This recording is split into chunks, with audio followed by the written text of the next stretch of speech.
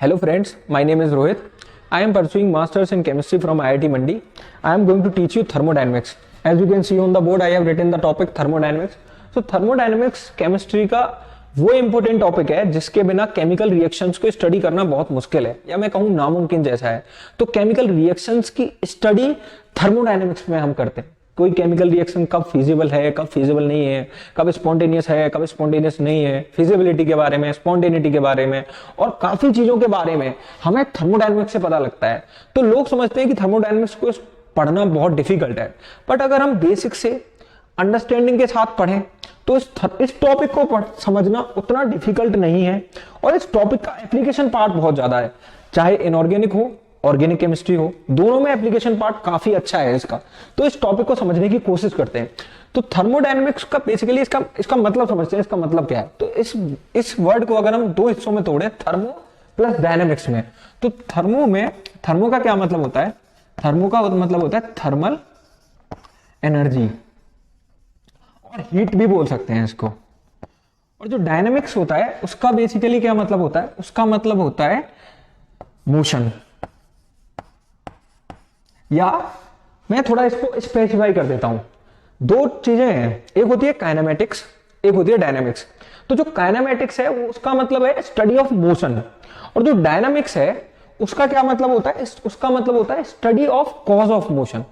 तो बेसिकली हम क्या करने वाले हैं पर्टिकुलर टॉपिक में? हम पढ़ेंगे जो हमारी हीट है या थर्मल एनर्जी है, उससे रिलेटेड क्या क्या सारी चीजें और हमें मिल सकती हैं। तो उन सब की स्टडी हम करेंगे अपने थर्मोडायनेमिक्स चैप्टर में। तो बेसिकली अब मैं आपको इससे रिलेटेड कुछ टर्म्स के बारे में बताता हूं जो कि बहुत इंपॉर्टेंट है उनको पढ़ना। तो जो थर्मोडायनेमिक्स है वो डील करता है, यहां पे जितनी भी चीजें हम पढ़ेंगे ना, वो हम सारी चीजें पढ़ेंगे मैक्रोस्कोपिक। तो ये जो टर्म है मैक्रोस्कोपिक, इसका मतलब क्या है? इसका मतलब ये है कि जो न्यूटन के लॉज हैं, न्यूटन के लॉज बेसिकली कहां अप्लाइड हैं? न्यूटन के जो लॉज हैं वो अप्लाइड है मैक्रोस्कोपिक प्रॉपर्टीज पे। सपोज करो हमारा यूनिवर्स है, तो जो यूनिवर्स है वो बहुत बड़ा है, तो यूनिवर्स के अंदर सोलर सिस्टम है, सूरज है, सन है।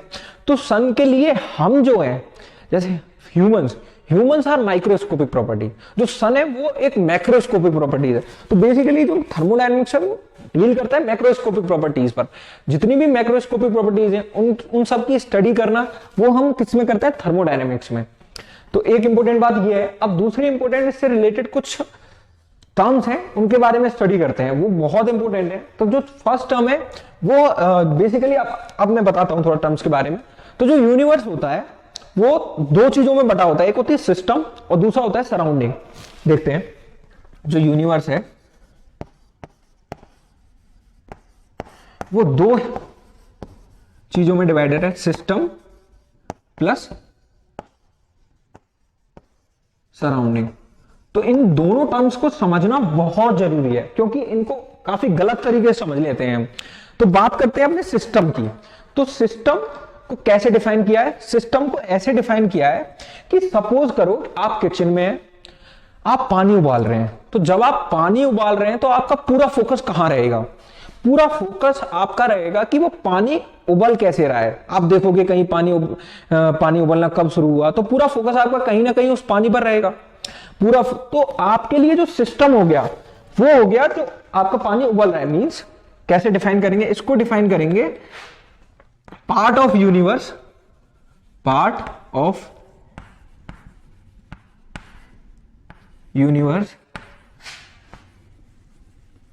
विच is in our observation।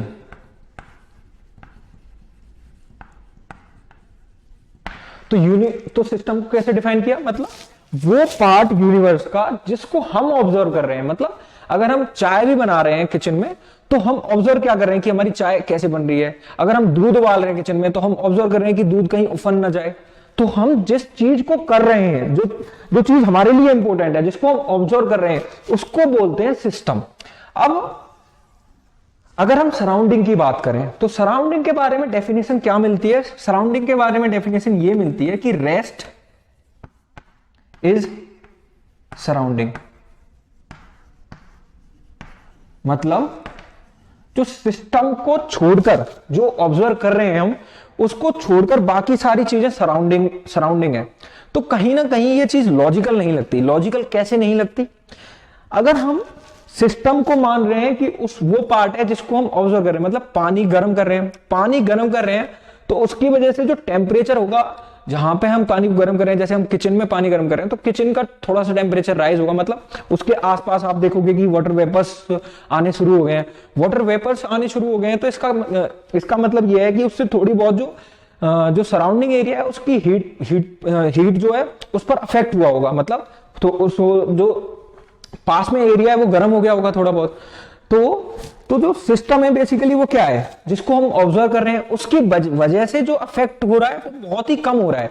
अब इसका मतलब ये तो नहीं है कि मैंने पानी गर्म किया किचन में और उसका इफेक्ट देख रहा हूं मैं कहीं बाहर जैसे किसी दूसरे घर में, मैं बोला कि यार मैंने यहां पानी गर्म किया, उसकी वजह से मेरे साइड में जो घर है उसमें हीट प्रोड्यूस होगी, मतलब वो गर्म हो गया, तो इलॉजिकल है ये चीज। तो हम सराउंडिंग को ऐसे नहीं डिफाइन कर सकते कि rest is surrounding other than system, क्योंकि इलॉजिकल जैसा लगेगा। अब सराउंडिंग को फिर कैसे डिफाइन करेंगे? तो सराउंडिंग को हम कैसे डिफाइन करेंगे उसके बारे में देख लेते हैं। तो जो ऑथेंटिक बुक्स है उनमें आपको सराउंडिंग के बारे में क्या डेफिनेशन मिलेगी कि part of universe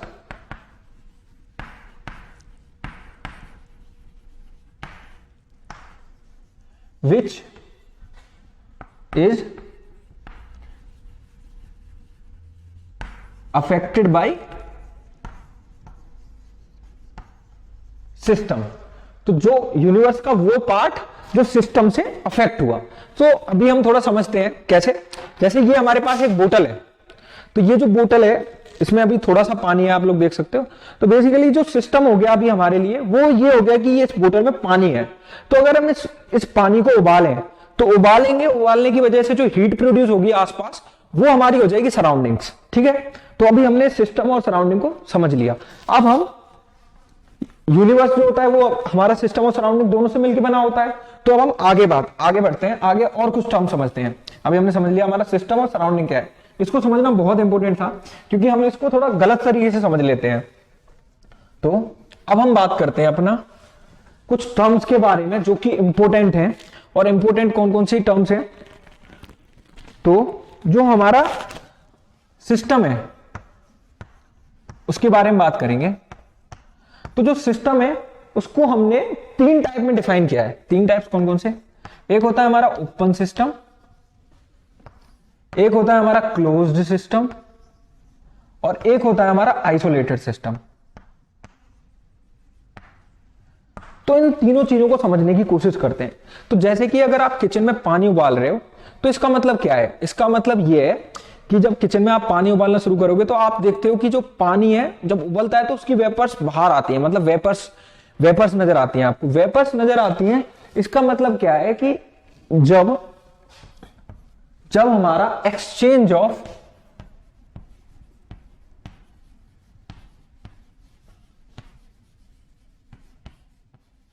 matter plus exchange of heat दोनों हो, उस सिस्टम को हम बोलते हैं ओपन सिस्टम। कौन सा सिस्टम? Open system. अभी हमने कौन सा सिस्टम, जैसे हम पानी उबाल रहे थे तो वो कौन सा सिस्टम हुआ? ओपन सिस्टम हुआ। जैसे ही हम उस पानी के ऊपर कुछ ढक देंगे, जो पानी उबल रहा है उसके ऊपर कुछ रख देंगे, तो इसका मतलब क्या होगा? इसका मतलब ये होगा कि अगर हम उसको हटा के देखेंगे तो देखेंगे कि उसमें वेपर्स कलेक्ट हो गई हैं।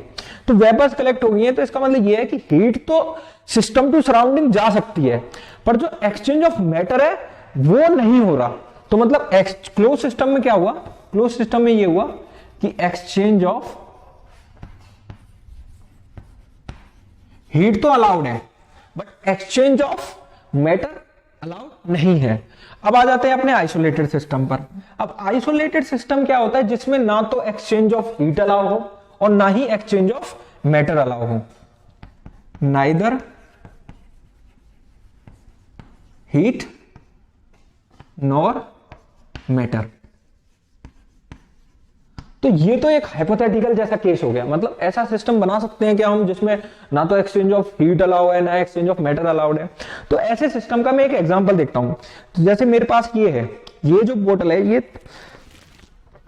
ये बोतल जो है ये थर्मली इंसुलेटेड बोतल है। मतलब इसमें क्या है, इसमें अगर मैं पानी रखा तो वो ठंडा का ठंडा रहेगा, अगर गर्म पानी रखा तो वो गर्म का गर्म रहेगा। मतलब इसका क्या मतलब हुआ, इसका मतलब यही हुआ कि इसमें हीट का एक्सचेंज और मैटर का एक्सचेंज नहीं हो रहा, इसलिए पानी हमारा ठंडा है, इसलिए पानी हमारा गर्म है। पर ये भी परफेक्ट एग्जांपल नहीं है आइसोलेटेड सिस्टम का। क्यों?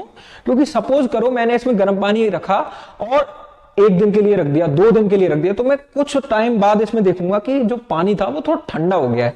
ठंडा हो गया है तो इसका मतलब क्या हुआ, परफेक्ट एग्जांपल तो आइसोलेटेड सिस्टम का नहीं रहा है। आइसोलेटेड सिस्टम तो वही है जिसमें ना तो हीट का और ना मैटर का एक्सचेंज हो।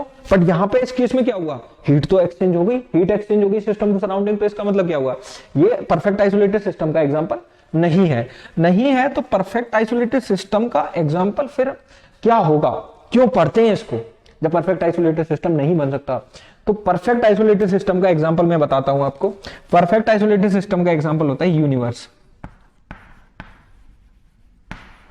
तो according to our scientist there is only one universe. अब केवल एक यूनिवर्स है, उस यूनिवर्स के बाहर ना तो कुछ जा सकता है और ना ही अंदर कुछ आ सकता है। जब ऐसा है, ना तो उस यूनिवर्स के बाहर कुछ जा सकता है ना ही कुछ अंदर आ सकता है, तो कैसा सिस्टम हुआ, आइसोलेटेड सिस्टम। इसीलिए हम आइसोलेटेड सिस्टम को इंट्रोड्यूस करते हैं। बहुत ही इंपॉर्टेंट चीज है इसको समझना। तो मैं समझता हूं कि आप इसको अच्छे से समझ गए होंगे। Thank you friends, thank you very much.